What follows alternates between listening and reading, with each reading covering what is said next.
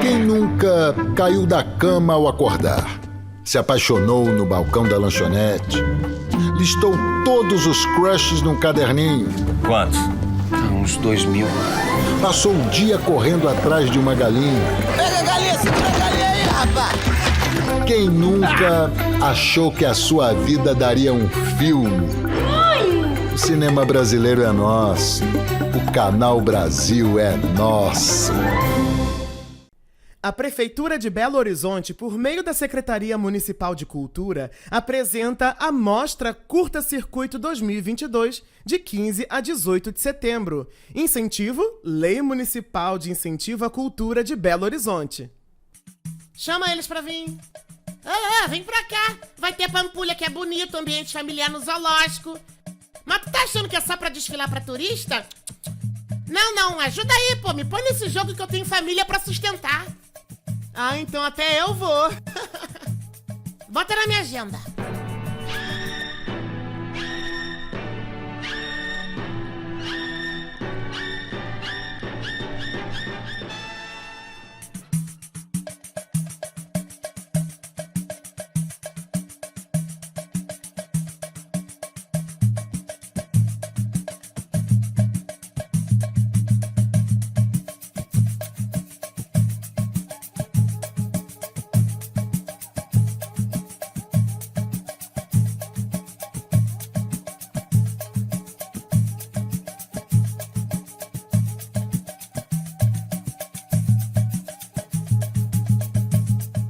Pessoal, a gente está falando de Brasil dos anos 70, né? Ambos. Um está em 1971, que é o Como Ganhar na Loteria, e o outro lá em 1974, Jeca Macumbeiro. Esse final que nós vimos agora do Como Ganhar na Loteria sem perder a esportiva é bem típico, né, daquele momento fanista, tudo grande, um milagre quando todo mundo ganhando dinheiro, mas com aqueles mesmos vícios de sempre, né, o jeitinho, o marido que quer ser o machão dentro de casa, mas não consegue, as amantes que aparecem, desaparecem, e por aí vai. Eu queria começar por ordem cronológica mesmo, para a gente ter uma visão melhor assim, de futuro, entender como é que foi esse cinema brasileiro que foi mudando em termos de comédia, né? Eu queria fazer uma pergunta à Marta. Como é que foi, Marta, o convite para participar desse filme? Como é que foi a produção desse filme? Eu estou muito alegre, porque quando eu cheguei aqui na porta do teatro hoje, do Palácio das Artes, a porta do carro abriu e eu fiquei esperando a Daniela vir me buscar. Passaram 2 mendigos, um casal. A mendiga virou e disse: "Que maravilha, Madonna!" Eu estou numa alegria que vocês não têm ideia. Com 80 anos de idade, eu ser confundida com Madonna, isso é muito bom, viu? Isso é muito bom. Olha, eu não lembro quase nada desse filme. Foi o primeiro que eu fiz. E o J.B. Tanco era muito, muito respeitado. Prova é que temos um elenco aqui milionário.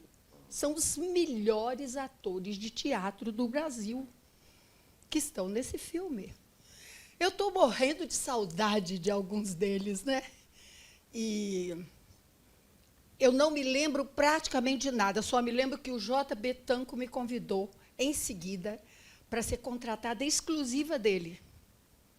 E me lembro da casa do J.B. Tanco. Não tem móveis, só tinha livros empilhados no chão. Eu fui lá para assinar o contrato. Então, eu não me lembro o porquê. Eu só sei que a gente fica esperando aquela oportunidade, né? Ninguém se sente muita vontade em fazer filme brasileiro, ninguém se sentia muita vontade, porque tem muita cena de nudez, né? Que para os intelectuais é uma coisa linda para estudar, mas para quem está fazendo, não é. Imagina. Não é? Eu achei lindo o que eu li dessa moça, o texto que eu li, como é que eles colocam lindamente o cinema nacional. Eu até perdi um pouco do preconceito que eu tinha diante do artigo. Essa é a melhor coisa de se ouvir. Que eu li, seu lindo. Você e seu marido, não é isso? Sim. Bom, então eu não me lembro, as cenas eu não lembro, e eu estou pedindo que vocês me desculpem, porque eu não tenho nível cultural da equipe. Marta, isso aí é o... Nem... Não, desencana. Eu não tenho, então eu vou responder para vocês. Olha, assim, o do que meu você coração, falou, com sinceridade. Né? O que você falou do apartamento do J. Betanco, eu visualizei. Eu tenho certeza que todo mundo que está ouvindo também visualizou. Lindo, maravilhoso. Ele era um diretor homem de muito cinema culto, muito. Que fazia filmes populares. É bom verdade. a gente tocar nesse tema. Acabar com esse fetiche do mal-estar, né, em relação ao cinema popular, que ainda existe. É uma das bandeiras, né, do meu trabalho, de tanta gente. E eu quero, democraticamente, agora repetir a pergunta para o Ivan. A gente sai de 1971, do milagre econômico, daquela coisa, todos juntos vamos, e vamos para 74. Mas eu tenho a impressão que 1974 do Mazzaropi era um 1974 meio atemporal, né? Ele habitava num mundo dele próprio. Como é que foi o convite para participar do filme, Ivan? Bom, antes de mais nada, boa noite a todos. É um prazer imenso estar aqui, viu? Bom, é o seguinte, eu tinha acabado de fazer um filme que foi um grande sucesso também de bilheteria, chamado O Leito da Mulher Amada, que ganhou prêmio no Festival de Guarujá, eu ganhei prêmio de melhor ator, e ele me convidou em função do festival. Eu aceitei porque era muito curioso, na época, a gente chegar ao Mazzaropi, porque ele tinha o mundo dele, exatamente, né? Trabalhava só com aquelas mesmas pessoas, né? Sempre aquele núcleo. E foi a primeira vez que ele convidou pessoas que não tinham relação com ele, porque os outros atores tinham relação com ele. Então, o Jofre Soares, que vinha do Cinema Novo, né? E a Selma Egrey, a Maria do Rocio. Então, esse grupo era um grupo novo. E foi uma convivência maravilhosa com ele. Eu fiquei 2 meses na fazenda dele. Todo o filme foi gravado lá naquela região, né? Coisas de estúdio, eram estúdios que ele tinha, maravilhosos. Ele tinha comprado todo o material da Vera Cruz. Então, ele tinha gruas incríveis, tinha câmera Mitchum, que era aquelas câmeras de fazer cinemascope, filme de faroeste americano. Ele tinha tudo, era uma coisa impressionante. Não houve dublagem, o filme foi com som direto, o som é excelente no filme. Isso em 74, hein? Então, foi um prazer imenso.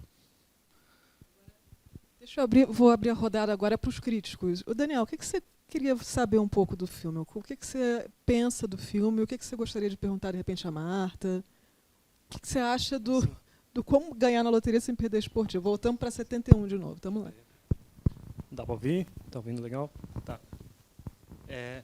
Assim, eu acho, e isso inclui o filme do Mazzaropi, o Jeca, acho que esses 2 filmes de hoje, o Jeca Macumbeiro e o Como Ganhar na Loteria Sem Perder Esportiva, eles são um ponto de partida interessante para a gente falar sobre essa questão da velha guarda da comédia, que é o tema da conversa, porque eles foram lançados na mesma época, comecinho dos anos 70, né, e eles são filmes tardios de grandes representantes do humor popular brasileiro lá dos anos 50. Sim, sim. E aí eu estou pensando principalmente no Mazzaropi e no J. Betanco, né? E esse caráter tardio, eu acho que do ponto de vista histórico ele é muito complexo, porque a década de 70 foi uma época de muita transformação, né? E aí esses caras que lá atrás eles já eram mal vistos porque eles eram ligados ao cinema popular, eles ganham um novo estigma, né? Agora, além de serem popularescos e de mau gosto, como, né, se dizia, eles também passam a ser considerados assim antiquados, fora de moda, né? No caso do J. Betanco, eu vi muito isso, do Mazzaropi eu não pesquisei tanto. Mas do Tanco você fez uma pesquisa bem profunda para o catálogo, né? Sim. Inclusive falando dessa questão da loteria esportiva, do case loteria esportiva, né? Fala um pouquinho sobre isso. Tá. Esse filme ele é baseado em fatos reais, né? Por incrível que pareça, porque a loteria esportiva, na verdade, assim, foi uma grande gambiarra, né, dos militares para capitalizar em cima daquele furor ufanista da Copa de 1970 e bater de frente com o jogo do bicho. E o negócio virou uma febre, né, culminando no tal do sorteio número 12, que é o tema do filme, e que realmente aconteceu. Né? Foi um negócio bem ridículo. Assim, as pessoas tiveram prejuízo, ou então ganharam uma merreca. E isso saiu nos jornais, né? Teve muitos relatos, e você percebe, lendo os jornais, que eu fiz essa pesquisa nos jornais da época, que o filme foi muito calcado em cima disso. O filme foi feito a toque de caixa, assim, as notícias, o sorteio foi, eu não lembro o mês, mas assim, foi com 2, 3 meses de diferença. Enfim, isso é bem interessante porque ele está traduzindo o imaginário da época. Não é assim um filme, o filme não tem uma tese sobre a ditadura, não é mas assim ele está traduzindo, né, o momento que acontecia de fato, né? E é curioso o seguinte, a gente percebe, não sei se vocês sacaram uma hora em que o Procópio pergunta, são 4 bilhões dos novos ou dos velhos?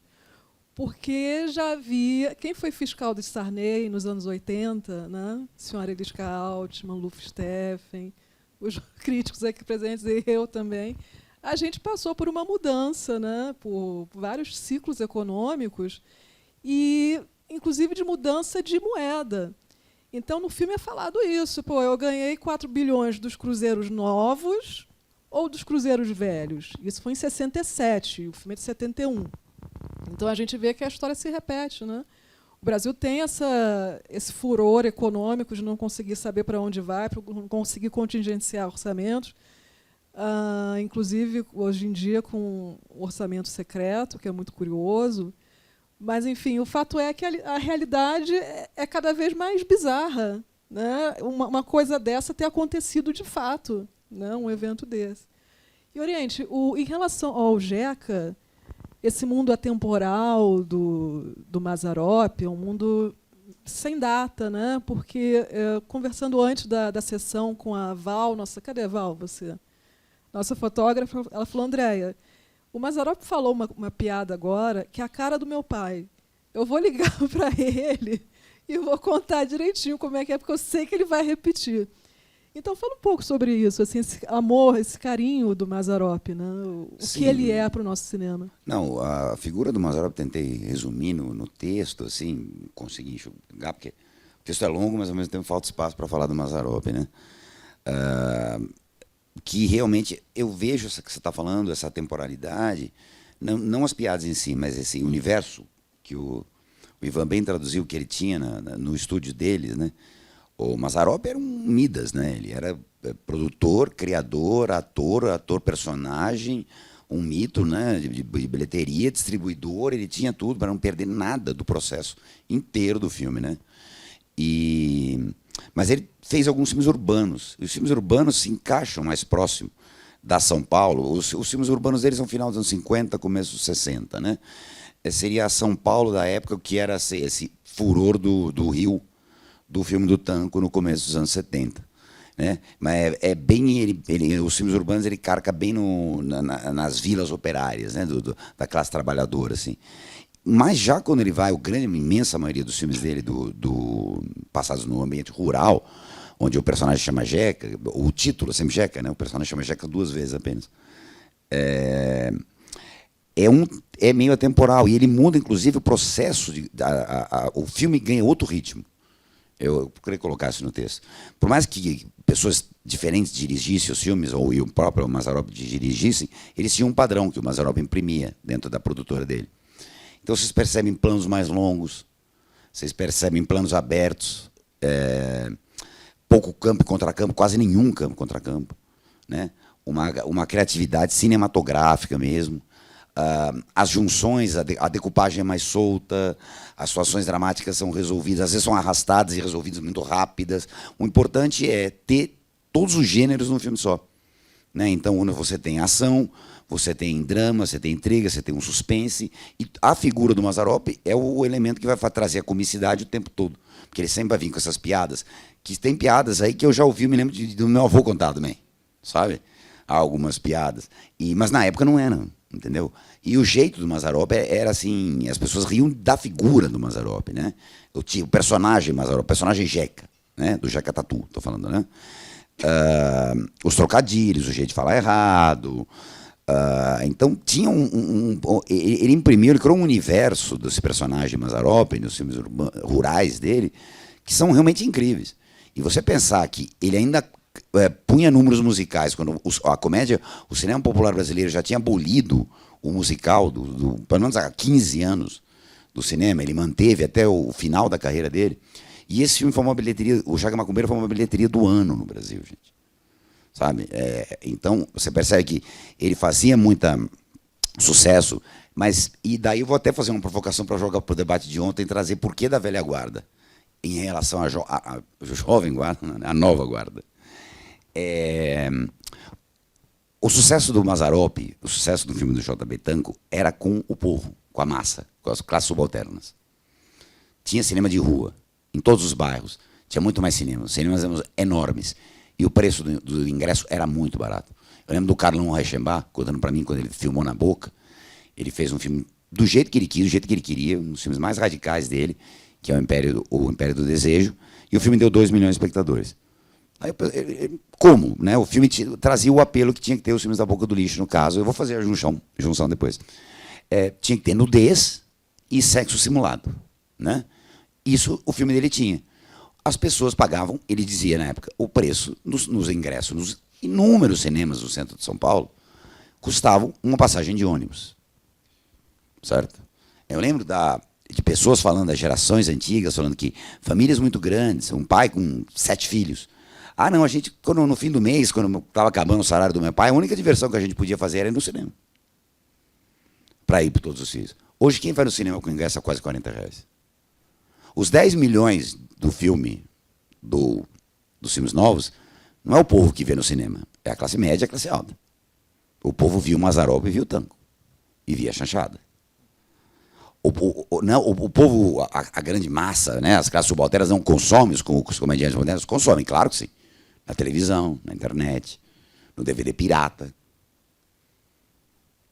Então é outra coisa. Esse cinema é cinema. E era popular. E uma outra coisa, você percebia que tinha, por mais que fosse uma avacalhação, uma esculhambação, que é uma coisa bem brasileira, eu acho super válida, tinha um apreço e era cinema. As pessoas, eles eram gente de cinema. Não é essa coisa hoje de mimetizar a televisão. Né?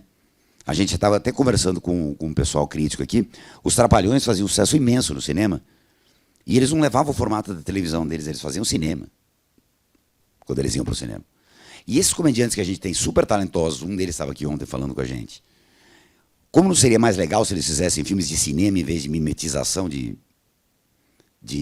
televisão? Essa velha guarda, não é mais interessante, vocês trabalhavam com cinema, vocês trabalhavam com fotógrafos. Hoje, todas essas comédias novas, parece que a fotografia é um shopping center na Barra da Tijuca, independente de onde o filme se passa. Né? É imitar a televisão, imitar coisa, porque não dá para esses comediantes o que esses dois tiveram, que é poder fazer cinema. Né? E popular. Então eu queria trazer esse lado e questionar essa mudança que teve no Brasil. Mas eu acho interessante a gente equacionar isso também com uma mudança, um avanço tecnológico muito grande que aconteceu. Né? Então, hoje em dia, a gente consome cinema nesse formato que a gente está vendo aqui, eu vendo vocês sentados em poltronas vermelhas, isso é uma coisa que está cada vez mais escasseando. Né? Então, a gente consegue ter essa comunicação dos filmes através do streaming, através de uma telinha de celular. Né? Então, a tecnologia, né, Madonna? Eu acho que a Madonna concorda comigo. Madonna, você concorda comigo? Eu queria ouvir a sua opinião. Gente. Meu Deus, eu estou muito feliz com isso da Madonna. Viu? Eu concordo, sim, querida. Inclusive, perde muito. Eu não assisto filme nenhum em celular. Não tem graça. Realmente, naquela época, a gente ia ao cinema, desfrutava do cinema, tinha fila. Mazzaropi eram filas, filas, filas. Era recordista mesmo de bilheteria. Ivan, conta isso pra gente. Porque você estava, antes do debate, a gente conversou tomando um café com pão de queijo, óbvio, né? Porque a gente está em Belo Horizonte. E aí você falou, bom, André, tinha banda de música quando estreava o filme. O Mazzaropi era incrível, porque quando tinha estreia, sempre era no Arte Palácio, lá no centro de São Paulo, e tinha banda, tinha orquestra, às vezes tinha Aguinaldo Raiol cantando, Tapete Vermelho. Era uma estreia a nível de Hollywood, entendeu? E isso é legal, porque dignificava aquilo. E tudo isso fazia parte daquilo que ele entendia do público, né? Esse fascínio do cinema que existia antigamente, que hoje se perdeu, ficou caseiro, né? Ficou uma coisa íntima em casa, né? Eu não saio mais para ir, muito raramente, né? Mas, e ele, complementando o que você estava falando, o Mazzaropi tinha uma coisa que ele sabia absolutamente tudo, como você falou, mas tudo mesmo. Ele sabia a interpretação que ele queria, dos atores, qual era a linguagem, que tipo de inflexão você deveria dar, porque naquela época a novela ainda não era uma coisa comum. Não existia, o povão não tinha uma intimidade com essa interpretação cheia de nuances, né, que depois a televisão foi dando ao público. As pessoas falavam reto e falavam para muito longe. As pessoas se conversavam muito longe. Uma coisa que veio da colonização italiana, dos italianos, né? Uma coisa de falar alto. Falar, ô, Dona Maria, tudo bom? Não sei o quê, não sei o quê, não sei o quê. Então, era tudo muito reto. Então, você vai notar isso no filme, que não tem muito trabalho de inflexão, não. Ele tirava. Fala, não, simplifica, simplifica. E ele que escrevia os textos no dia, que quando a gente ia filmar, eu só sabia a sinopse do filme. Agora, os textos vinham na hora. Às vezes desse tamanhão, assim, enorme. Aí a gente decorava aquilo, ele sentava, ficava olhando. Grava. Não. Tira isso, tira esse pedaço, tira esse pedaço, tira esse pedaço. Agora, de novo. Teve cena que eu rodei 84 vezes. Eu nunca esqueci isso, porque naquela época era muito caro fazer cinema. Não é porque era feito com negativo, ia para revelar, podia dar tudo errado, tinha que filmar tudo de novo, né? Não tinha a facilidade do vídeo de hoje, né? Então, era muito caro. Ele foi o único diretor que eu trabalhei, né, que você podia repetir quantas vezes quisesse. Essa cena, ele começou com um texto imenso, que foi diminuindo, até ficar pequenininho. Até ficar mais. Não, é só isso mesmo, não sei para que eu estou enrolando. Era ele que decidia. Ele que decidia. Tudo era ele. Tinha o Pio, o Zamuner. O Zamuner, ele trabalhava mais a parte da câmera. Mais a parte técnica. O posicionamento de câmera, ou o Mazzaropi também decidia sobre onde colocar a câmera? Conversavam. Eles sempre se conversavam. O Pio entendia absolutamente tudo, uma pessoa generosa, um diretor incrível também. Mas tudo era feito em dupla. Ele estava absolutamente em tudo. Era impressionante a capacidade que ele tinha de visualização do trabalho e do resultado que aquilo daria. O Jeca Macumbeiro foi a maior bilheteria de todos os filmes dele. Foi o filme que rendeu mais dinheiro, passou no Brasil inteiro. Logo depois de eu fazer esse filme, eu fiz uma viagem com uma peça de teatro pelo Brasil. Então, em qualquer lugar que chegasse, as pessoas vinham falar comigo do filme. Para você ver a penetração que tinha. Era uma coisa de maluco. E é legal falar, gente, que o Ivan participou de 2 montagens do Hair. Então, para a gente entender como é que a vida é fora dos quadros, né? As coisas não são tão planejadas e tão óbvias assim. Eu até penso da gente fazer uma homenagem, fazermos aqui uma cena do Hair, tirarmos a roupa. Não sei se Marta topa. Então a gente pode começar agora. Eu não- tem que falar, não sei se as pessoas todas conhecem o Ré, mas o Ré tinha cena de nudismo, né? O Ré era um musical o sobre a máximo Guerra da do Vietnã. contracultura, né? O máximo da contracultura, né? É. De debate, de oposição, né? E os filmes do Mazzaropi, Marta, tinha um detalhe, fazendo um link com o que você falou antes, que a casa do J. Betanco só tinha livro, a gente não vai imaginar. O cara que dirigiu Os Trapalhões, filmes da minha vida, Os Saltimbancos Trapalhões, por exemplo. E o cara era um intelectual. Da mesma maneira, no time do Mazzaropi, a gente tinha o Mauro Alice, que era um coreano de mão cheia, montador de vários filmes do Walter Hugo Cury. Eu conversei foi uma das entrevistas mais lindas que eu tive até hoje na minha vida, foi entrevistando o Mauro Alice. E ele contando isso, que para ele era muito louco. Porque ele se dividia entre o Hugo Cury, o Walter Hugo Cury, que era o máximo, né, da intelectualidade, e o Mazzaropi. Né? Não, André, fazendo uma ponte entre os dois. Uma das deusas coreanas, a Selma Grey, está nesse filme. Isso que eu ia falar em seguida. Além disso, tem a Selma Grey, que é uma das grandes, exato, junto com a Lilian Hermetz. Né? Daniel, o Walter Hugo Cury, por exemplo, é uma das coisas que une a gente aqui do cinema, né? Desse lado diferente do cinema, fora do cinema novo. Né? O que você vê do Cury, assim, em termos de anos 70, nessa época? Como é que a gente pode trazer ele para a comédia? Essa é uma bem difícil para você. Sexo, né? Assim, a pergunta é muito difícil e, assim, para ser sincero, assim, assim, de imediato, eu não consigo pensar num link tão direto. Mas tem aquela coisa, assim, ele muito paulista, e aí a gente lembra que nos anos 70 teve aquele ciclo da Boca, né? E tem muito aquela coisa, assim, aquela temática da prostituição, do sexo, as pessoas circulando por São Paulo e aqueles dilemas, assim.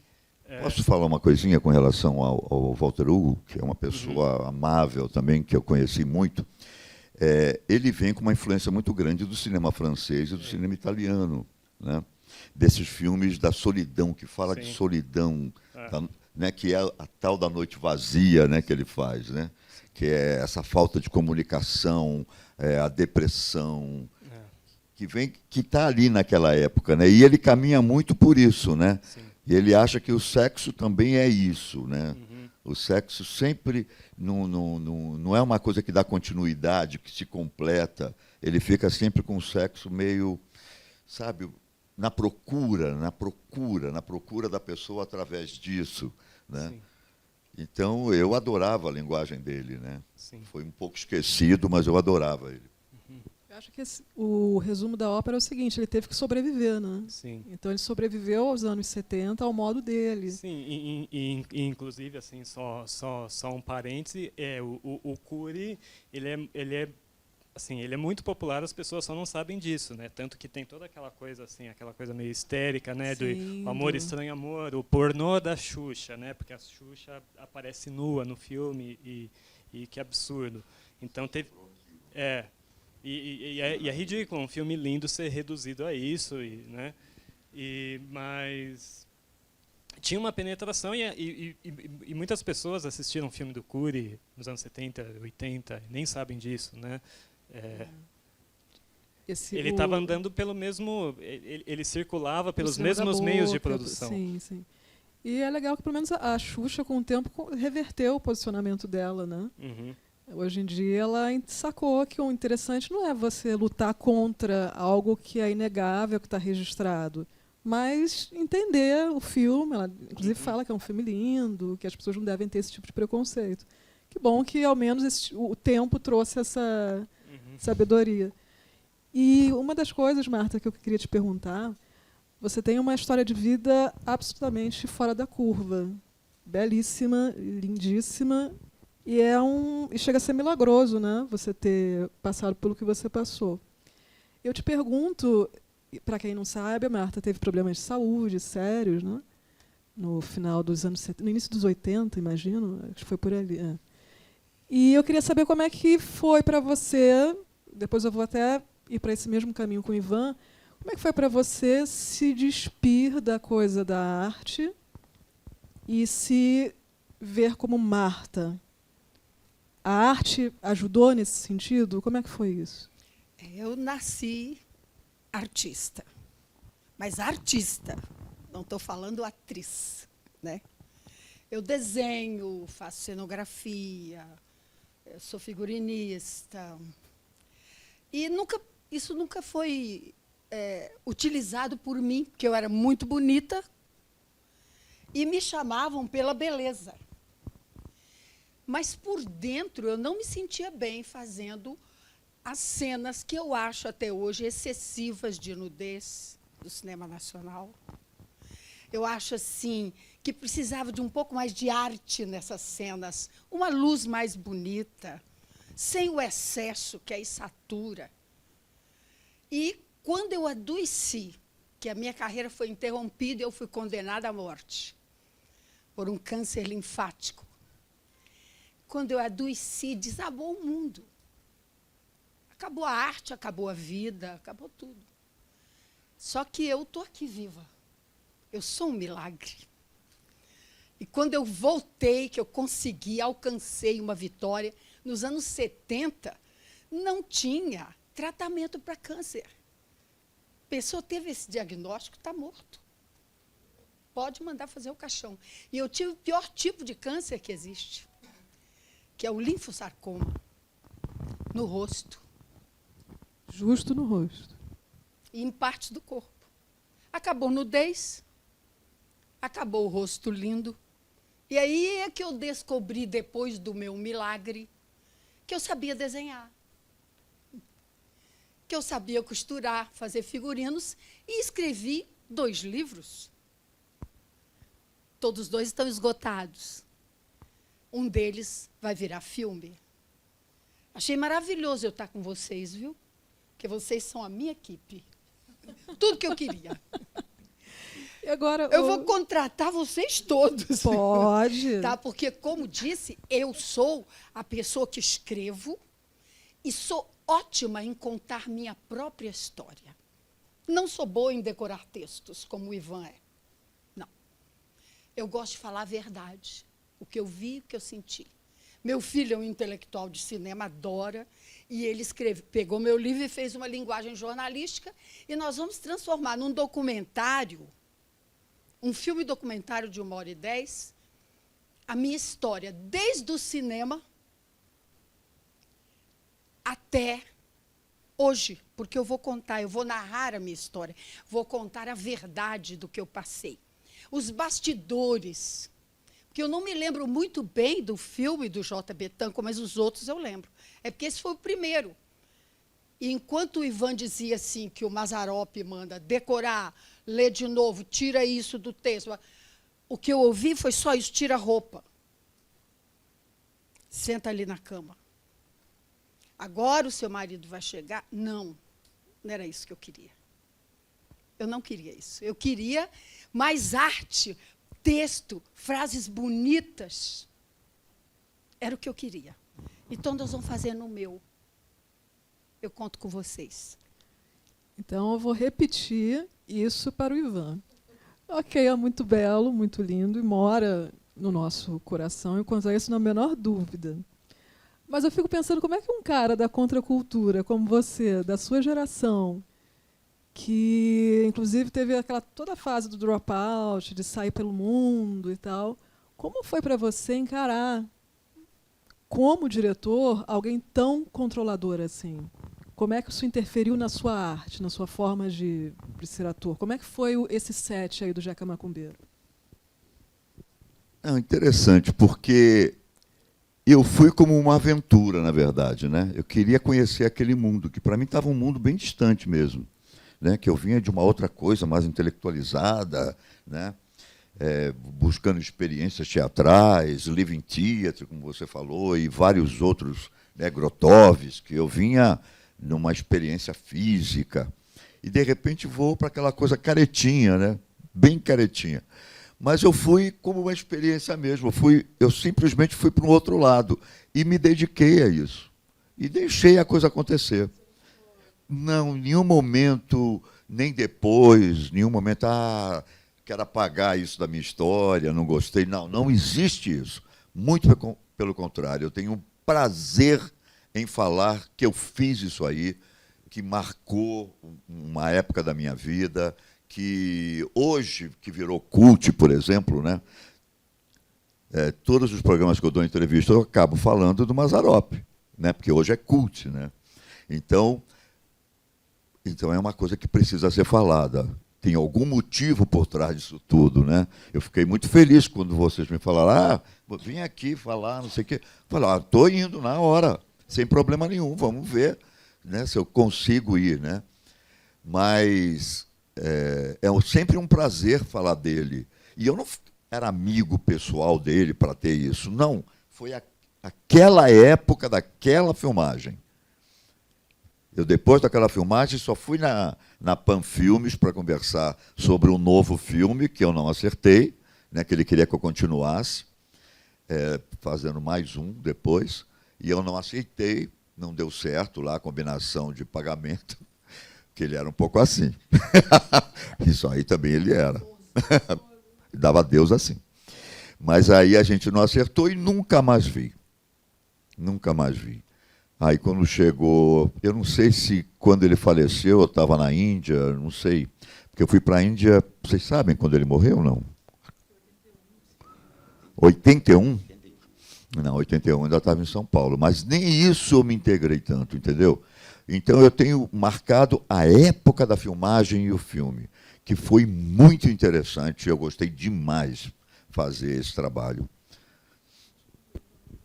Ivan, complementando para quem está assistindo a gente agora e depois no futuro, o Ivan falou Panfilmes. O que seria, o que vocês acham que significa Panfilmes? Em 5, em 4, em 3, em 2 e 1. Gente, Panfilmes, Produções Amácio Mazzaropi. Então, para vocês verem que era um cinema autossustentado. Tudo era em volta ali do Deus Pai, Mazzaropi, que era um cara elegante nos bastidores. Não era esse matuto, ele soube trabalhar isso ao longo dos anos. Enfim, a biografia dele é excepcional. A gente vai acabar desviando o papo, mas só para registrar o quanto é curioso, né? Esse narcisismo do Mazzaropi está desde o carimbão, o triângulo da Panfilmes. Meninos, fiquem à vontade, o que vocês quiserem comentar. Não, perguntar, falar com o Ivan, diz que não só eu acho, porque eu revi muitos filmes do Mazzaropi para poder fazer esse texto, né, para tentar fazer um... Eu já tinha visto vários, eu revi vários, eu conheci alguns novos, né, e tem os melhores, né, no meu gosto, eu acho que eu tenho alguns filmes que são mais bem resolvidos.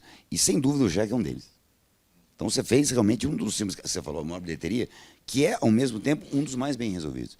E a questão do ritmo, né? Se for pensar, esse ritmo, ele é um ritmo diferente. Ou seja, os dois filmes faziam sucesso na mesma época. O filme do Tanco fez sucesso na mesma época, extremamente ágil, né? E esse, com aquele desfile de praticamente mitos do cinema brasileiro, né, da comédia brasileira, do teatro, como o André falou, né, um cinema que as pessoas iam para o cinema, né, vinham de experiências populares, teatro popular, circo, rádio, né. O Mazza fez tudo isso, né? O Mazza fez tudo isso. Fez circo, ele começou com o circo, fugiu, depois voltou para casa, entrou numa trupe de teatro, fundou a própria trupe de teatro, foi para a rádio, daí foi para o cinema. Né, e ainda teve uma passagem rápida pela TV Tupi, levando o programa de rádio dele para a TV Tupi, antes de estrear no cinema pela Vera Cruz, né, no primeiro filme dele, que é um filme urbano. E, Daniel, o que você complementa sobre como ganhar na loteria? Bom, o que me chama a atenção nesse filme, e me chamou mais a atenção ainda quando eu fui pesquisar para escrever o texto, é que assim, ele é essencialmente uma pornochanchada. Hoje em dia é muito fácil para a gente reconhecer isso, porque todos os elementos do gênero estão ali. Só que esse termo, pornochanchada, ele ainda não existia naquela época. Ele apareceu um pouquinho depois, assim, 1 ou 2 anos depois. Então, quando a crítica falou a respeito desse filme naquela época, e aliás todas as críticas foram muito negativas, o o padrão de comparação eram as chanchadas dos anos 50, de 20 anos atrás. Assim.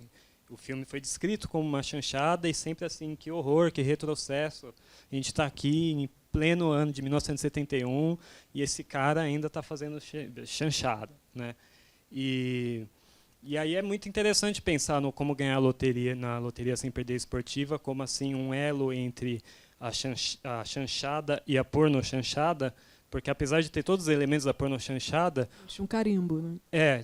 Não tinha um carimbo e assim... Todos os envolvidos, ou pelo menos boa parte deles, era ligado à chanchada dos anos 50. Então, tinha o J.B. Tanco, que foi um dos principais diretores de chanchada dos anos 50. Que não era brasileiro, hein, gente? Era um iugoslavo, né? Veio ao Brasil, foragido da guerra. Sim. E aqui ele fez um currículo super extenso Sim. de filmes, né? Eu citei, por exemplo, Os Saltimbancos Trapalhões, que é um Sim. dos filmes da vida de muita gente, né? E aí... E assim, foi dirigido pelo Tanco, tinha Costinha, Wilson Grey, vários outros que eram ligados a esse tipo de cinema. O filme foi lançado pela Herbert Richards, que nos anos 50 era assim uma espécie de era chanchada B, chanchada C. série B, assim, né? Tem tudo isso e é interessante pensar nesse elo, né? E aí pensando ainda no que a Marta disse, né? Que ela tinha essa coisa, essa insatisfação de ser visto, enfim, como objeto sexual, só nudez, e ela fazia esse tipo de filme, mas é curioso também porque pouco tempo depois você fez O Rei do Baralho, não fez? Que boa lembrança que você que recupera essa questão da chanchada. Assim. O Rei do Baralho de Júlio Bressani. Com Grande Otelo. E o Wilson Grey, que trabalha nesse filme também. Sim. Não é isso? Maravilhoso, porque era uma homenagem à Atlântida. Sim. Que é essa época da chanchada, mas depois ficou pornô chanchada. Aí os roteiros começaram, depois desse filme, do J.B. Tanco, claro, o Mazzaropi do Ivan Lima ali, não tem nada disso. Por quê? Porque não tem. O Mazzaropi não botava excesso de sexo. Ele já tinha esse... Sabe, não tem problema ter sexo, não. Isso é ótimo. Mas está demais, né? Foi aumentando. E depois desse filme aí, começou a ser pior. Eu nem lia mais os roteiros. Eu não lia, porque eu não aguentava ler os roteiros. Era só isso. Só tinha isso. E começou a decair. E aí o cinema... Aí veio o Grande Otelo, esse rapaz, Júlio Bressani, e me apresenta o Grande Otelo e o Wilson Grey, e diz, vamos fazer uma homenagem à Atlântida. E eu, com aquele tipo que eu tinha de loura hollywoodiana, né, brasileira, mas hollywoodiana, fui convidada para fazer o papel. E foi um contraste muito grande, porque a TV Globo me chamou para fazer a novela O Bem Amado, na mesma ocasião do filme. E aconteceu algo que aí vocês vão entender que realmente eu era uma modelo. Eu não era uma atriz, uma modelo. Na novela da TV Globo, a minha primeira cena já foi também enrolada num lençol, com Jardel Filho, lembra, Ivan Lima? Aquele homem lindo, de olhos azuis, ruivo, belíssimo, um Apolo. Eu tinha que beijar o ator. E aí foi muito ruim para mim, eu ter que beijar o Jardel Filho. Agora, vocês imaginem que, ao mesmo tempo, um mês depois, eu estou com Júlio Bressani, no filme O Rei do Baralho, com Grande Otelo, e eu tive que beijar Grande Otelo. Foi uma coisa muito difícil para mim. Foi muito difícil para mim beijar os dois. Tanto de lá, quanto eu, ainda mais o Grande Otelo, que era desse tamanhozinho. E quando eu olhei para ele, eu alta, enorme que eu era, quando eu olhei para ele, ele estava com a boca assim, parecia uma flor, esperando o beijo. E eu, muito sem graça, e a mulher dele do lado, uma mulata lindíssima, que ele só casava com mulheres lindas, esperando eu beijar o Grande Otelo. Eu fui abaixando. Quer dizer, não, é muito beijo e é muita nudez, é muito sexo, é muito futebol. Vamos fazer uma coisa melhor. Olha, tem um elo perdido aí nisso que a Marta falou, pra vocês verem como é rocambolesco. Quem foi que deu o apelido de Grande Otelo para o Grande Otelo? Não sei, mas queria saber. O pai do Jardel. O pai do Jardel? Sim. Que tinha uma companhia de teatro e foi um dos lugares em que o Grande Otelo trabalhou. Ali é que ele foi chamado. Sim. E o nome original dele, nem eu sabia. O nome original dele era Sebastião. Tcharanã, tcharanã, tcharanã, e ele trocou nos anos 40, quando ele foi fazer uma temporada, no final dos anos 30, quando ele foi fazer uma temporada no Cassino da Urca, com a Josephine Baker. Ele não tinha papel. Olha, a história é louquíssima. E aí ele pensou, bom, eu vou me dar o meu próprio nome. Sebastião. Silva não, Silva é muito ruim. Eu vou botar um outro. Ele botou, se não me engano, ele botou um sobrenome de um presidente da República e ele botou um outro sobrenome da família na qual o pai dele, que foi assassinado, era agregado, era negro, né, agregado, da família Prata. Então, por isso que é Sebastião Prata. Sebastião Prata não existe oficialmente. Foi uma criação do Grande Otelo, mais uma delas. Assim como esse beijo de flor, assim, que você acabou de falar, que está lá no Macunaíma, que ele sabia, ele fazia de propósito, um cara inteligentíssimo. Esse é um dos, se não o maior ator brasileiro. E, além disso, tem outro babado aí nisso que você falou, que é interessante, foi ótimo você falar isso, Daniel, porque então a gente sai da pornô chanchada, vai para Bel Air. Bel Air é a produtora que era dos Ganzerla, do Rogério Ganzerla, do Bandido da Luz Vermelha, e do Júlio Bressani. Então, que durou um ano. Você vê como só a trajetória... nos anos 70. Todos os filmes dele foram feitos em um ano. Então, vê como a trajetória é louca, né? É uma elipse, assim, é uma loucura, não tem como a gente precisar. Assim, é tudo muito... O cinema brasileiro ele foi sendo construído assim, aos trancos, né? E a gente tem uma pessoa como a Marta, que se ressentia do fato de ser usada como uma mulher bonita, né? Mas isso também foi refeito, né? Foi refeito no Rei do Baralho, né? É uma sacada, uma homenagem àquilo, né? Aquele filme é gracinha. E o Wilson Grey, que bonitinho. Gente, o Brasil é cheio de talento.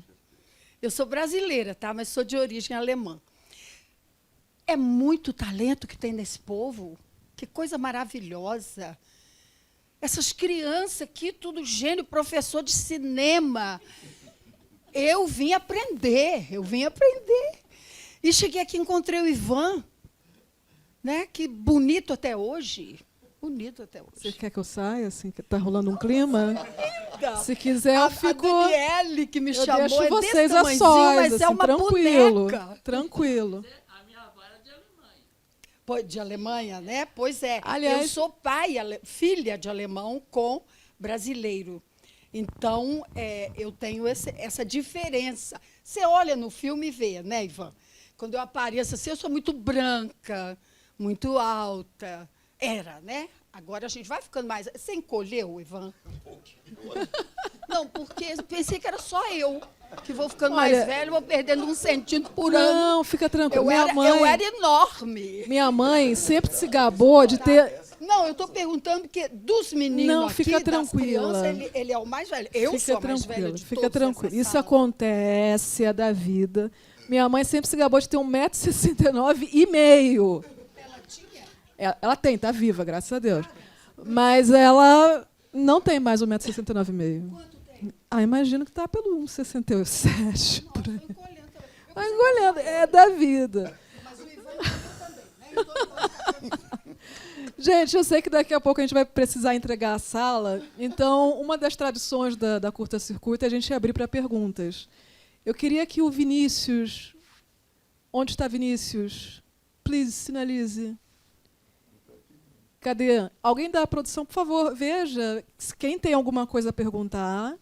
E a gente já... Opa!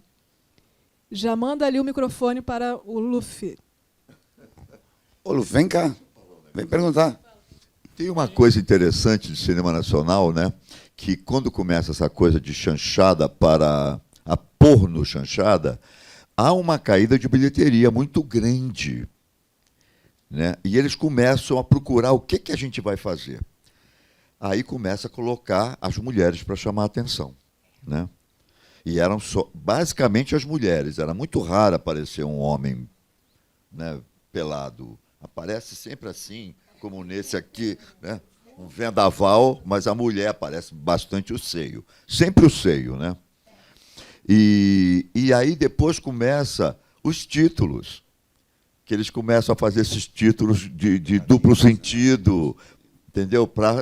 Tudo isso era para chamar a atenção, porque já não tinha mais ninguém. Os cinemas ficavam vazios e eles estavam apelando, eles não sabiam mais o que fazer, principalmente da boca, né? O cinema da boca. E aí todo mundo foi para o teatro. Todo mundo. Procópio Ferreira, gênio, grande, extraordinário ator, né? Maria de la Costa, todo mundo. Eu fui para o teatro. Eu passei a viver de teatro. Foi uma beleza. Trabalhei em comédia francesa, comédia inglesa. E depois que eu fui curada, eu montei vários shows. Montei na Boate Olímpia de São Paulo. Eu monto espetáculos, né? Então, aconteceu isso e o pessoal todo mundo foi para o teatro. Não tinha mais cinema. A gente fazia cinema para ganhar, assim, um cachê. A gente não negava. Tá? Mas, realmente, partiu todo mundo para o teatro, para o destaque de carnaval, para ter divulgação. E a televisão mais resistente. Né? Fernanda Montenegro, por exemplo, ela demorou muito para aceitar a televisão e tal. Mas todo mundo, é assim como agora está todo mundo indo para a internet, não é? Eu acho assim que a gente, como debatendo aqui criticamente tudo isso, é interessante porque a história, de fato, se repete, né? Eu lembro a gente conversando sobre isso, né? Você foi para o teatro, por você ter percebido um tipo de cinematografia que não te agradava, coisa e tal. Mas lá atrás, por exemplo, quando o circo veio ao Brasil, no final no século XIX, o Aloysio de Azevedo, o Arthur Azevedo, que era irmão do Aloysio de Azevedo, falava super mal do circo, falava que é uma degeneração, que isso vai acabar, que o teatro está sendo empobrecido, e patati patatá, e com o tempo ele foi vendo que não, poxa, mas eu acho que é ali que as pessoas estão se divertindo. E ele passou a ir ao teatro, né? Passou a ir ao circo. Então, a história sempre, de uma forma ou de outra, ela vai se repetindo. É difícil a gente aceitar esse lado popular no Brasil, né? Uma questão filosófica maior, que transcende esse nosso debate aqui. Mas me parece que isso é algo bastante sólido, muito importante, né? O Brasil tem um problema em aceitar esse lado popular dele. E, no entanto, a gente se vende, né, como um país do carnaval, né, como se fosse algo menor, enfim. Vamos para a pergunta do Luffy? Bom, eu queria falar... Na verdade, são duas perguntas, uma de cada filme, né? Mas eu já vou falar tudo de uma vez, para depois passar o microfone para alguém. Bom, primeiro no filme do J. Betanco, que eu achei fantástico, que me lembrou um filme americano, que é o Deu a Louca no Mundo, né, de 63, que é uma estrutura parecida, né? É um elenco de grandes comediantes americanos, e a história é todo mundo atrás de uma bolada, né, de um dinheiro que, no fim, ninguém fica com o dinheiro, né? Então é um pouco o que acontece no filme J. Betanco, né? Grandes humoristas e comediantes brasileiros e essa estrutura, né? E no fim o dinheiro se perde, né? E aí eu tinha uma pergunta que é quando eles falam o tempo todo, vou ganhar só 1 milhão, quer dizer, o que significava 1 milhão na época? É como se fosse hoje o quê? Porque se fosse R$1 milhão hoje, todo mundo estaria feliz. Quanto será que é 1 milhão? Não era 1 milhão. 1 milhão deles, eles falam, vou ganhar uma mixaria de 1 milhão. Quanto será que dava 1 milhão hoje? Porque... Olha, tem site que faz esse cálculo. Tem que fazer esse eu cálculo. Eu costumo usar para pesquisa. Para entender por que eles desprezam o dinheiro. É uma merreca, né? Merreca. Então isso é muito engraçado quando você vê eles falando, vou ganhar 1 milhão. A pesquisar sobre isso, não foi, Daniel? Sim, eu tentei, eu não incluí isso no texto do catálogo. Fica muito grande. Não, né, e não era nem por causa disso, é porque eu não consigo entender a matemática mesmo. Eu sou muito ruim de números. Você é de humanas. Você é de humanas. Mas assim, é papo de economista mesmo, que a matemática é super complexa. Eu também tenho uma dificuldade para entender isso. O que eu consigo entender é que assim, os prêmios da loteria eram muito bons, até que teve esse sorteio que assim, o pessoal ganhou uma merreca porque foram muitos vencedores, né? Os resultados eram muito óbvios, né, dos jogos, todo mundo conseguiu acertar, e aí teve muitos vencedores, e aí todo mundo ganhou pouco, teve gente que perdeu dinheiro porque apostou muito Porque eram 4 bilhões, né? E no fim... Mas foi legal ter lembrado do Deu a Louca no Mundo, porque eu tinha pensado nisso também, eu estava com isso na cabeça. E é interessante assim você pensar que os 2 filmes que a gente viu hoje, os 2 filmes são sobre dinheiro, né? Que é o Mazzaropi está lá, que ele não sabe o que fazer com aquele saco, tem um monte de confusão em torno daquilo. E nesse filme está todo mundo surtado por causa do bilhete de loteria.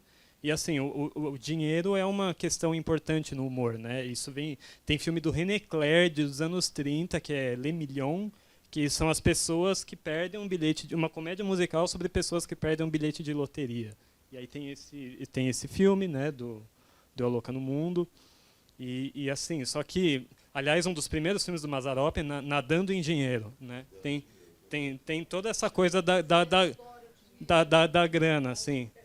E assim, não só no Brasil, né, mas no mundo inteiro tem essa coisa da comédia com o dinheiro. Só que aqui no Brasil, assim, como a gente está num país pobre, assim, que é muito desigual, tem uma das piores distribuições de renda do mundo, isso reflete nas comédias também. Então, o dinheiro na comédia brasileira é sempre uma coisa assim do contraste entre as classes, os fricotes dos ricos, os perrengues dos pobres, o desejo de ascensão social. Tem muito isso aparece nos 2 filmes, é uma coisa que fica na minha cabeça. Só um minutinho. A pergunta do rapaz ali, como é seu nome? Luffy. Hã? Luffy. Tuffy. Não, Luffy. Luffy. Com L. Ah, muito prazer, Luffy. Você não poderia calcular, ou talvez um daqui pudesse calcular? Já temos a resposta. Sim, qual é? Ó. R$1.000. Não. 9 mil? Para quem? E qual era então o realmente dinheiro não dá pra fazer daquela nada. época? Hoje em dia o nosso dinheiro. Eu sou tão desligado de dinheiro, gente. Eu preciso me ligar. Era o Cruzeiro Novo, né? Que eles falam. Era o quê? Era Cruzeiro Novo? Cruzeiro Novo. Que ele fala, é o Cruzeiro Novo ou o Cruzeiro Velho? 1971 era Cruzeiro Novo? Então, já calcularam ali 9 mil. Então, para registro, vamos falar o seguinte. O Carlos Ormond ali já fez o cálculo. A gente chegou à soma de R$9.000. Então, realmente, quando a Maria de la Costa dá toda a casa dela, roupa para a empregada, foi um péssimo... E os outros compraram gastaram 9 mil em cachaça. Não foi uma boa. Sim. Peraí, deixa eu só então terminar minha... Eu vou para a segunda pergunta. Você, tá? A segunda pergunta... isso foi só para falar do filme do Tanco. Mas sobre o Mazzaropi, o que eu pensei foi que... A primeira coisa que eu pensei é que o filme, a gente até comentou isso já lá fora, que ele não é propriamente uma comédia. O Mazzaropi é o efeito cômico, mas a história é quase uma novela, né? É um folhetim, é um melodrama, né? Tem todas as macetes de uma novela, tal. E o Mazzaropi é que é o personagem cômico. Mas aí eu fiquei pensando, vendo o filme dele, eu queria saber se vocês, uma provocação, né? Se vocês acham que faz sentido a gente comparar o cinema do Mazzaropi com o cinema do Paulo Gustavo.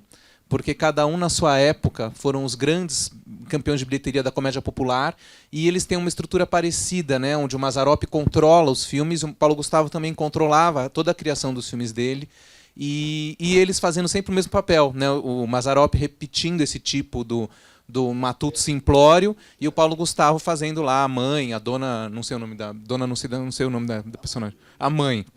Então, eu queria que vocês refletissem sobre isso, sobre cada um na sua época, né, sendo esses ícones do humor popularesco no cinema. Sim, olha, do ponto de vista, vamos ser assim, vamos ter um paradigma. Bom, a gente sabe que o cinema do Paulo Gustavo foi feito agora no século XXI e o outro cara estava lá no início do século XX, quando ele nasce.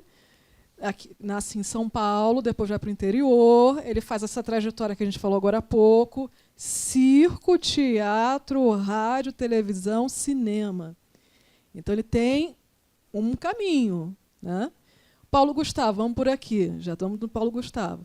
Um cara que nasce em 78, E eu guardei porque é bem próximo a mim, eu sou de 77, então a morte dele, para quem tem a cidade, soa muito doloroso, né? Porque um cara novo morrer. Ainda mais com o talento dele. Não é o tipo de comédia que eu gosto tanto, mas eu acho que era um cara brilhante, que jamais deveria ter ido do jeito que foi, né? Mas ele faz um tipo de cinema que começa através de peças de teatro, de stand-up, né?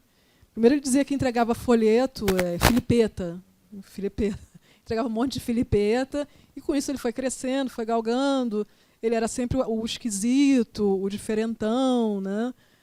Não só pela homossexualidade, mas por ele assumir essa homossexualidade. Tem um texto lindo de um amigo dele que escreveu, um dos que trabalhou com ele, que acompanhou o Paulo Gustavo nessa trajetória quando adolescente.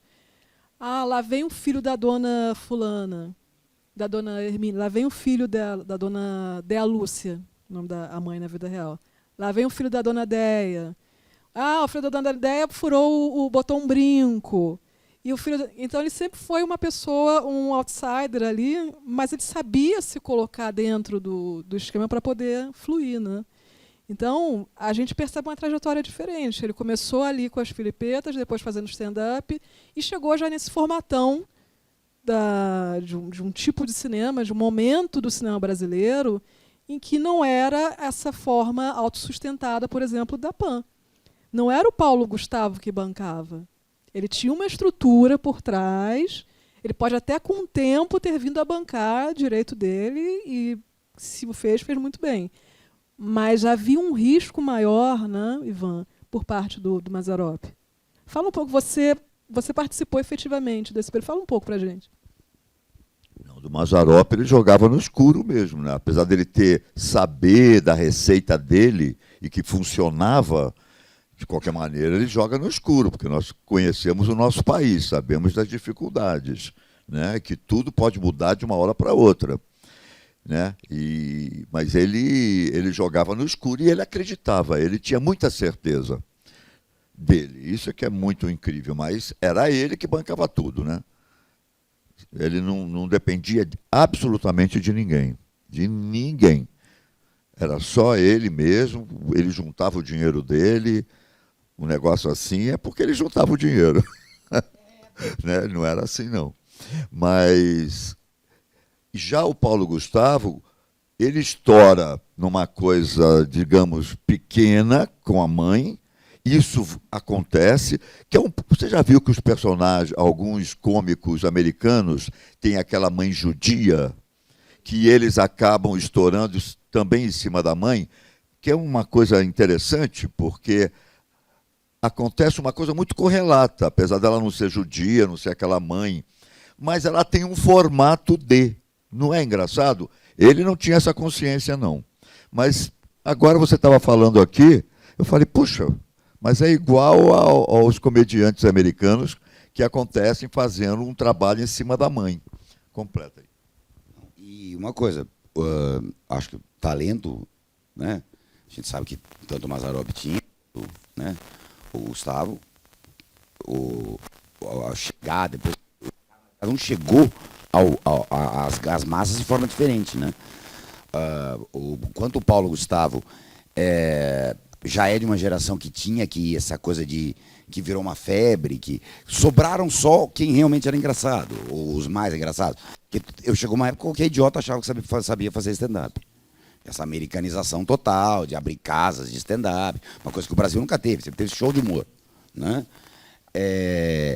Então mostra quanto o Paulo Gustavo é talentoso, porque dessa gente caiu em desuso e ele virou uma celebridade, um cara que, né, e usava todas as mídias, né? O Paulo Gustavo acessa, como eu falei, ele tinha 10 milhões de espectadores, estavam falando, né? Um filme dele teve 10 milhões de espectadores de classe média e classe alta. A classe baixa esperava o filme chegar, né, as classes mais baixas, chegar na televisão, ver na internet. O cara estava no cabo, o cara que tem GatoNet também, pobre, assistia. Então, o Paulo Gustavo era um fenômeno nacional, de todas as classes, né? Ele atravessava cada um com seu canal, cada um com seu limite de acesso, né?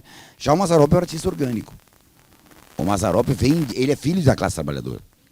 Ele trabalhou como operário têxtil, teve que trabalhar adolescente como operário têxtil.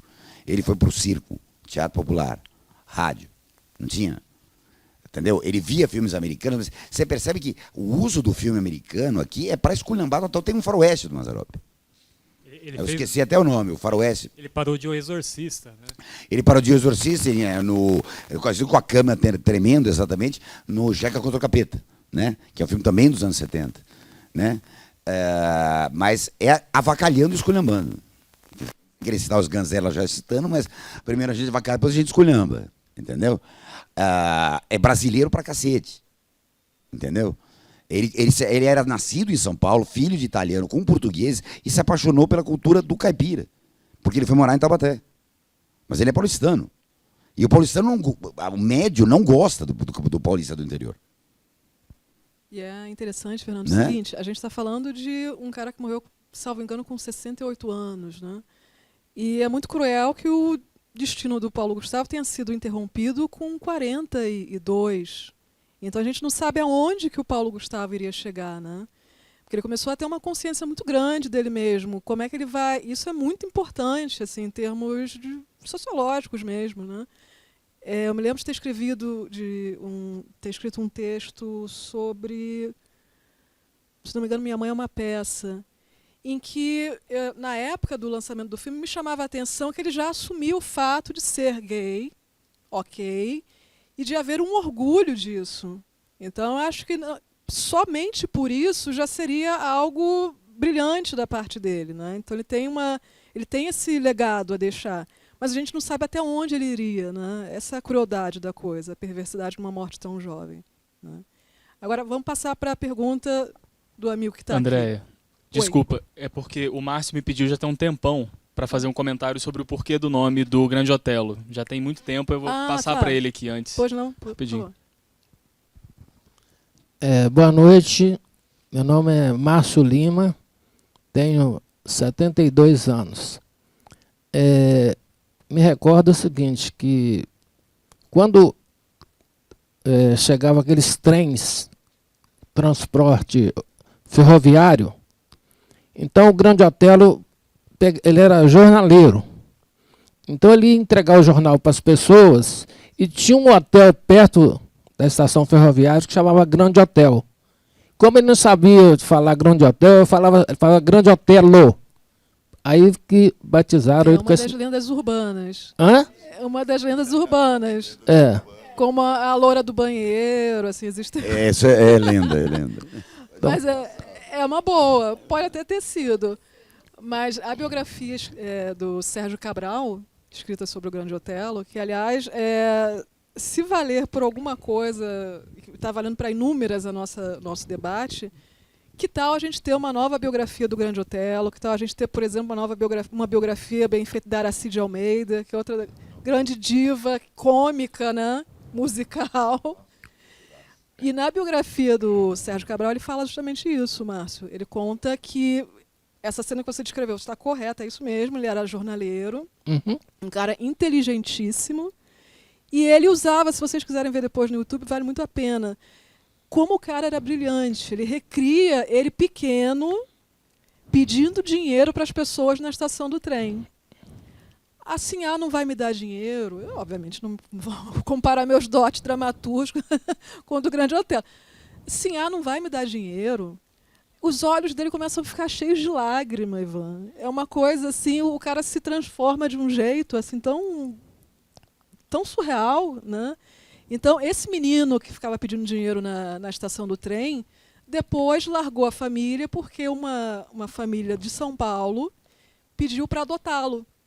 Como a mãe era muito pobre, ele saiu no mundo com essa família, depois essa família o abandonou, depois uma outra família o pegou, ele abandonou esta família, ele foi morar na rua, ele fez teatro, ele fez circo, ele fez a coisa toda, e chegou um ponto em que falaram, bom, Otelo é meio óbvio, por causa da peça do Shakespeare.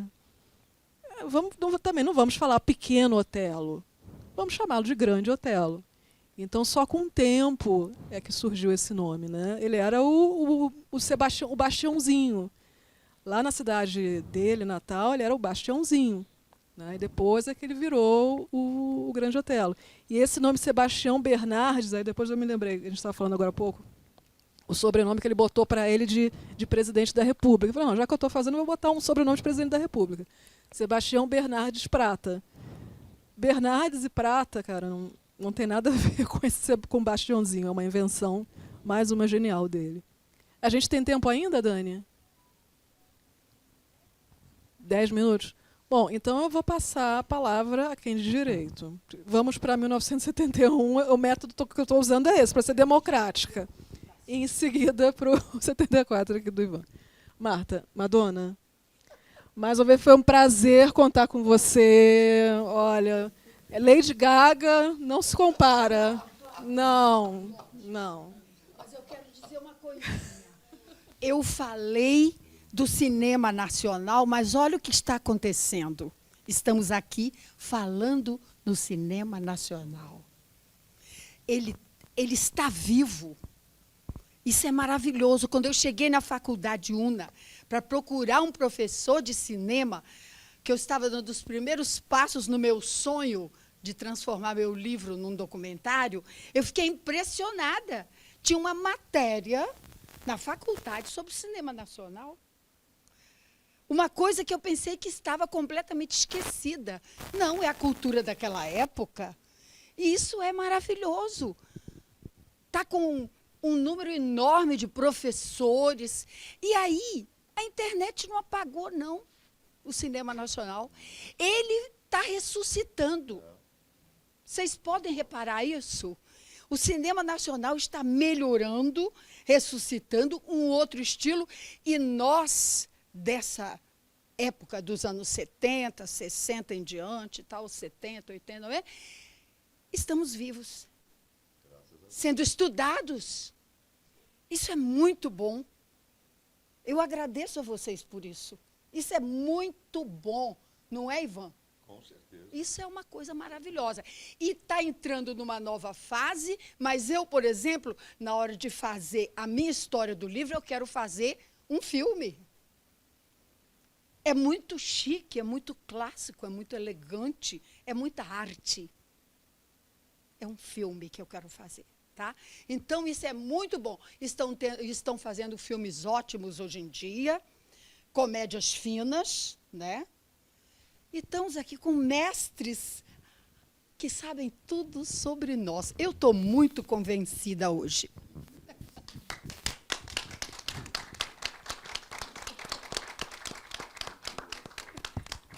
Ivan, por favor, você. A gente falou tanto do Grande Otelo aqui, que é uma pessoa que eu tenho uma admiração incrível.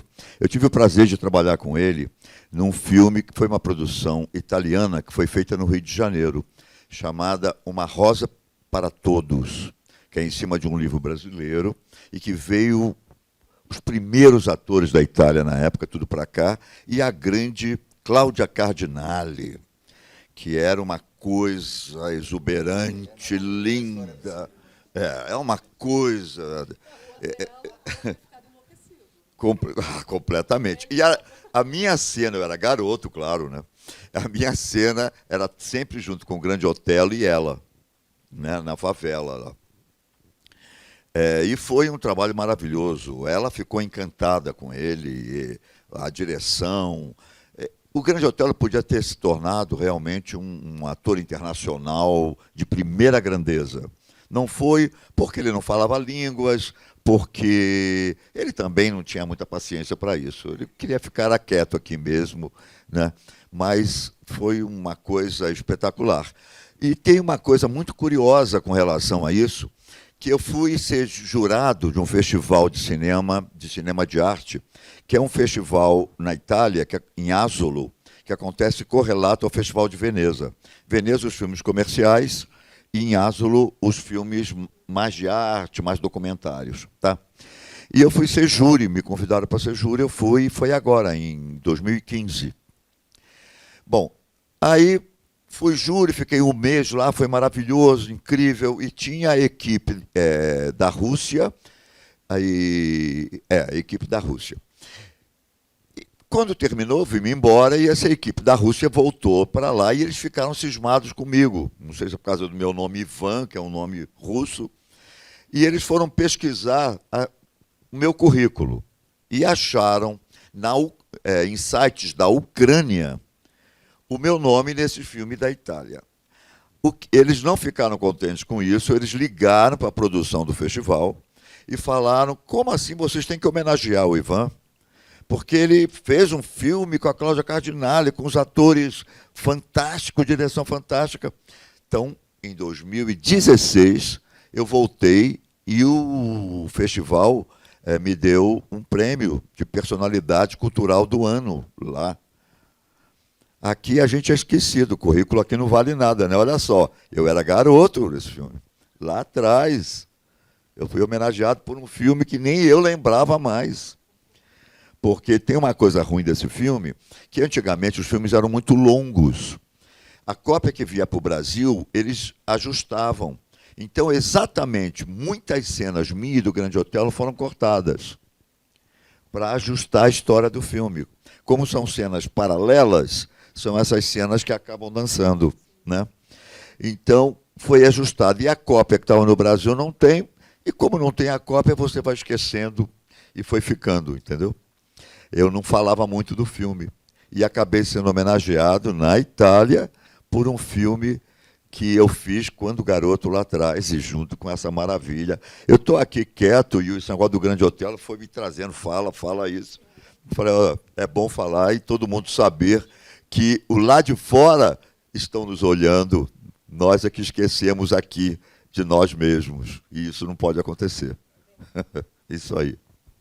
Gente, então, justamente, ouvindo Marta, ouvindo Ivan, Fernando, Daniel, o recado não pode ser outro. O reconhecimento tem que vir não só de fora, mas também do Brasil e de nós mesmos, né? A gente entender o valor, a relevância, a potência do cinema brasileiro, do quanto ele é importante para a gente se ver não só retratado ali, mas de gerar fortuna crítica sempre, né?